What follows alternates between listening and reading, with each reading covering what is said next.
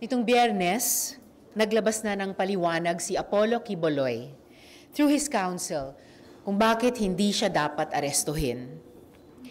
We, including my legal team, immediately read through and assessed the documents carefully, mindful of due process for the accused, but also with a view to ensuring that the Senate as an institution is protected from dilatory tactics of parties.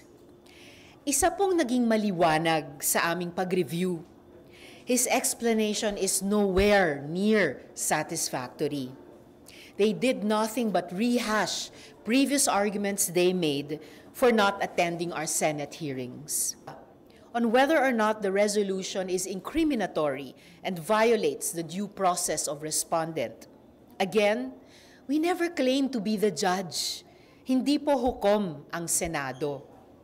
A Senate resolution has no effect and force of law and can make no such legal determination of guilt, nor deprive anyone, including Quiboloy, of life, liberty, or property as a result of its material averments or findings. Quiboloy is already in contempt. Hindi na po mababago iyan. Nagkaroon ng objection, pinagbigyan alinsunod sa rules. Pero hindi pa rin nakabuo ng majority signatories. Kaya it is clear as day, my ruling is in motion. At mas lalong lumakas ang pangangailangang i-contempt siya dahil even after the March 5, 2024 contempt citation upheld on March 12, 2024, Quiboloy has continued to brazenly taunt and make a mockery of the committee and consequently the Philippine Senate by releasing through his supporters a list of 17 conditions before he appears.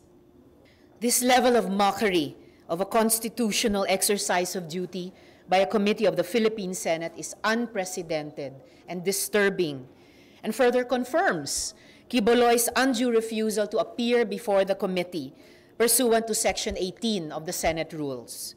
Considering all these, once again, I request for the Senate President to issue an arrest order against Apollo C. Quiboloy. He must show up. He must respect the institution of the Senate.